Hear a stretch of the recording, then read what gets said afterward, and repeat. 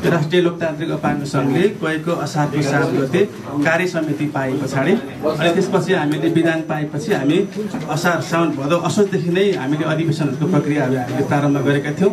हामीले चाहिँ धेरैवटा स्थानीय तहहरूमा सबैजसो चाहिँ धेरैजसो चाहिँ प्रदेश सभा चाहिँ प्रतिनिधि सभा क्षेत्रमा र 163 भन्दा बढी चाहिँ प्रतिनिधि सभा निर्वाचन क्षेत्रहरूमा अनि हाम्रो 73 जिल्लामा र यसै गरी हामी 7 प्रदेशको अधिवेशन सकेर हामी चाहिँ यो केन्द्रीय महाधिवेशनको सङ्घारमा चाहिँ उपस्थित भइरहेका छौँ। हाम्रो करिब 165वटा निर्वाचन क्षेत्रबाट 165 × 3 जना, केन्द्रीय समिति 170-71 जनाको छ र हाम्रो 7वटा प्रदेश सभाका प्रदेश कमिटीका चाहिँ अध्यक्षहरू सहित गरेर करिब 1003 जना चाहिँ केन्द्रीय प्रतिनिधि महाधिवेशनका लागि चाहिँ केन्द्रीय प्रतिनिधि हुने हाम्रो विधानको व्यवस्था अनुसार नै त्यो छ। र हामीले 9 महिनामै हामीले जिम्मेवारी पाएको 9 महिनामै हामीले विधान पाएको 9 महिनामै हामीले कार्य समिति पाएको 9 महिनामा नै हामीले अधिवेशन सम्पन्न गर्न गइरहेका छौँ। असारको 7 गते हामीले गरेका थियौँ भने हामी आज 7 गते छ, हामी भोलि 8 र 9 गते हुन्छ। हामी ठिक 9 महिनामै हामी उपस्थित भइरहेका छौँ। अब नेपाली काङ्ग्रेसको केन्द्रीय सभापति पूर्व प्रधानमन्त्री शेरबहादुर देउवाद्वारा चाहिँ हाम्रो प्रथम ऐतिहासिक अधिवेशनको चाहिँ समुद्घाटन हुनेछ। हामी नेपाली काङ्ग्रेसको केन्द्रीय कार्यालय परिसरमै हामीले त्यहाँ मञ्च व्यवस्थापन गरेर अनि त्यहीँ नै हामी खानेकुराहरूको हामीले भोजन व्यवस्थापन समेत त्यहीँ परिसरमा गर्ने गरी हामी सबै अपाङ्गता भएको व्यक्तिको स्वास्थ्य परीक्षण गर्ने गरी अरू थुप्रै अपाङ्ग भएका साथीहरूको त्यहाँ एसिस्टेन्ट डिभाइस सहायक सामग्रीहरूको पनि एसेसमेन्ट जाँचबुझ स्क्रिनिङ गर्ने गरी चाहिँ हामी त्यो कार्यक्रमलाई समेत थप त्यहाँ जोडेर हामीले चाहिँ अधिवेशनलाई भव्य र सभ्य रूपमा सम्पन्न गर्न गइरहेका छौँ। अब हाम्रो साथीहरू कोही आज आइसक्नु भएको छ, कोही भोलि आउनुहुन्छ। हामी पर्सि 1 बजे सभापतिज्यूले 1 बजेको टाइम दिनुभएको छ, तर हामी 11:30 बजेदेखि नै रजिस्ट्रेसन लगायत थुप्रै कुराहरूमा हामी त्यहाँ सबै जुटेर हामी काम गर्नेछौँ। र अब यो हामीले पार्टीका सभापति अनि पदाधिकारीज्यूहरू अरू केन्द्रीय सदस्यज्यूहरू पूर्व पदाधिकारीज्यूहरू प्रदेश कमिटीका प्रदेश सभाका सभापतिज्यूहरूदेखि लिएर हामीले चाहिँ जिल्लाका सभापतिहरूसम्म भातृ सङ्घ संस्था शुभेच्छुक संस्था सबै र मान्यज्यूहरूलाई समेत हामीले पत्रचारहरू गरिसकेको चाहिँ अवस्थाहरू छ। त्यसलाई अरू म्यासेज सिस्टमबाट अरू थुप्रै तरिकाबाट फेरि त्यसलाई फलोअप गर्ने कुराहरू पनि निरन्तर रूपमा भइरहेको कुरा मैले तपाईँलाई जानकारी गराउन चाहन्छु। र हाम्रो केन्द्रीय कमिटी 51 जनाको हुन्छ है, 51 जनाको केन्द्रीय समिति हुन्छ। एउटा अध्यक्ष, 2टा उपाध्यक्ष महिला सहित, 2टा महामन्त्री अनि हाम्रो 10वटा पद खुल्ला, 3 महिला सहित 10 खुल्ला हुन्छ। र अनि फेरि 10वटा अपाङ्गताको वर्ग अनुसारको चाहिँ 10 किसिमको वर्गहरूको लागि चाहिँ फेरि अलग्गै 10वटा हुन्छ।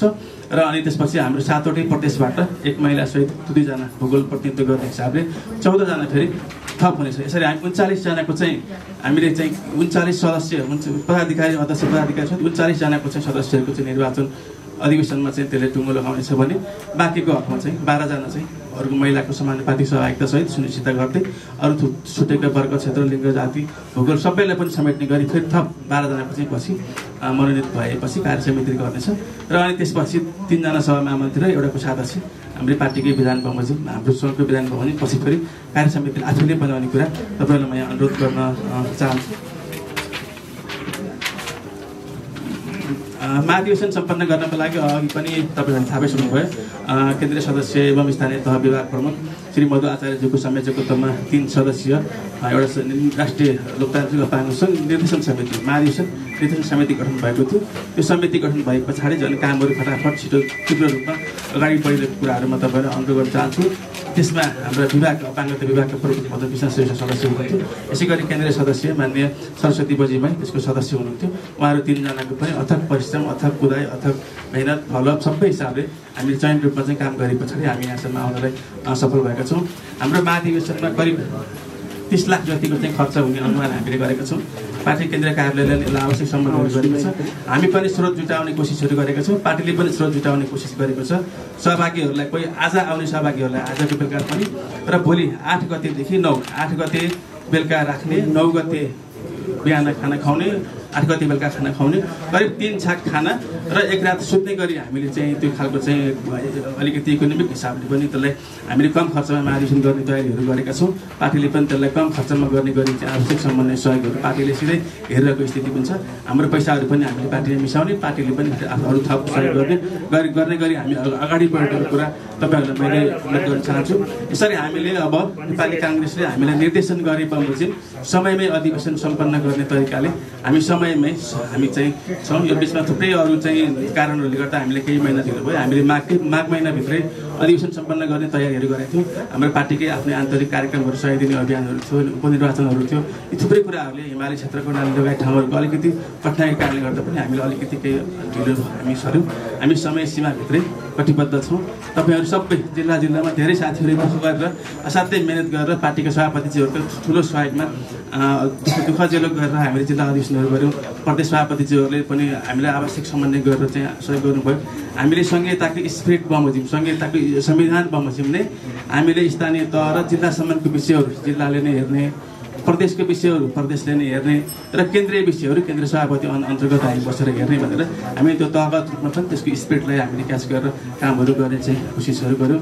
अब यो भव्य रूपमा सम्पन्न हुने यो अधिवेशनलाई भव्य र सभ्य बनाइदिनको लागि र यो फेरि अपाङ्गता आफै स्वयं अपाङ्ग भएका व्यक्तिहरू आउने हुनाले उनीहरूको अलिकति सेन्सिटिभ पनि हुन्छ। यी सबै कुराहरूलाई विचार गरेर पार्टी नेतृत्वले, शुभेच्छुकहरूले, हाम्रो कार्यकर्ताहरू, पत्रकारजीहरू, हाम्रा सबै केन्द्रीय सदस्य साथीहरू, प्रदेश कमिटीका साथीहरू, जिल्लाका साथीहरू आउनु भएको छ। हामीसँग निर्देशक समिति सधैँ हामी सँगसँगै काम गरिरहेको छौँ। यहाँ सबैको साथ सहयोग र समन्वयमा सकेसम्म सर्वसम्मत नभए पनि स्वस्थ प्रतिस्पर्धाबाट अधिवेशन सम्पन्न गर्न सक्ने छौँ। यसमा तपाईँ सबैको साथ सहयोगको अपेक्षा पनि गर्छौँ, अपिल पनि गर्छौँ। यसलाई एउटा भव्य र सभ्य बनाइदिने कुरा छ। हामी भोलि थुप्रै अपाङ्ग भएका व्यक्तिको अधिकार हातमा ल्याउने कुरा छ। हामी लेख्ने कुरा लेखिसकेका छौँ, तर त्यसलाई हातमा ल्याउने कुरा छ। संविधानको पातामा भएको अधिकारलाई हाम्रो हातमा ल्याउने कुरा हामीले काम गर्नुपर्नेछ। हामी अहिलेसम्म अधिकार लेख्ने कुरामा लाग्यौँ भने अब अधिकार कार्यान्वयन गर्ने कुरामा जानुपर्ने भएको हुनाले अबको नेतृत्वले त्यसतर्फ पनि आवश्यक ध्यानहरू दिनेछ। हामी यिनै कुराहरूसहित हामी अब तपाईँहरू सबैलाई म धेरै धन्यवाद पनि दिन चाहन्छु।